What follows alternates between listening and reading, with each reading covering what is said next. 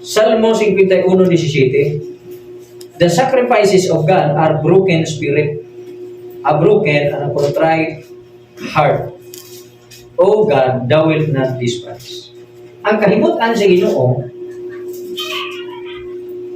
mao katong broken spirit, broken heart, contrite heart, mahinulsulon nga kasing-kasing, mahinulsulon nga espiritu.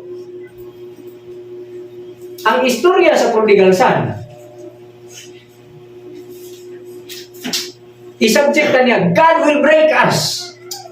Gubaon ta niya para kana bitaw para mamanso nimo ang mananap kanang taming the animals. Kabaw mansuhon nimo, kabaw, kabayo, baka mansuhon nimo na para mamanso nimo na.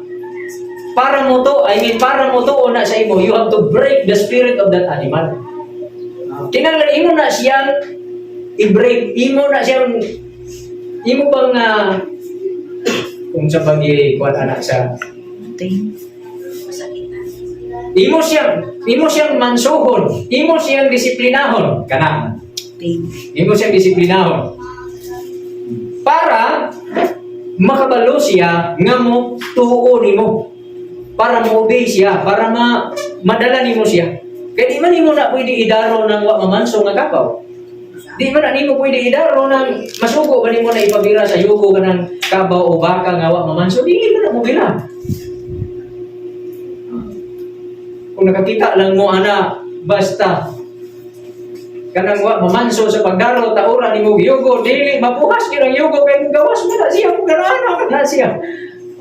Kaya di mo na mo obey. Pero katong namanso, imo lang i-plaster din sa linya sa imong gitaon sa daro, bira mo nimong yugo, ipaagi sa iyang likod, itaon sa iyang liog, tira na siya mo linog, muana na. Maghumat ra nagmahuman kang taon sa yugo. Pag taon sa yugo, imo ra na diyang maluat. Kung unsa ba imong ikuman sa iya, go ba karon kung English imo kabaw? May English ka, go! Mo go na lang. Pero kung maingon sa ka, stop mo po na. Kaya mo, may imong gitulo niya nga, go o stop. Yan sa amo, sa una sa mga Bisaya, kay Bisaya maning atong kabaw dire. Di, pagpaliko, mingon, igno na, dire! O dire! Pagliko, dire nga birahon din is wala, wala sa nagkabaw nito, pare.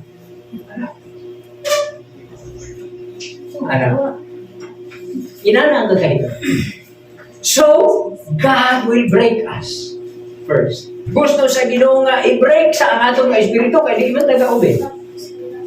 Di man tama sa munan sa iyang yugo kana ingon, come to me all that labor and are heavy laden. Kamong tanan nga nabugatan, nabudlay o nabugatan, dumuol kamo kana. O papahulayon ko kamo. Ingon pa niya. Pero na isumpay, take my yoke upon you, makapahuay ba rin kabutang ang kayugo. Yuguhan ka na gani, buti ba sa po, trabaho na. Amen.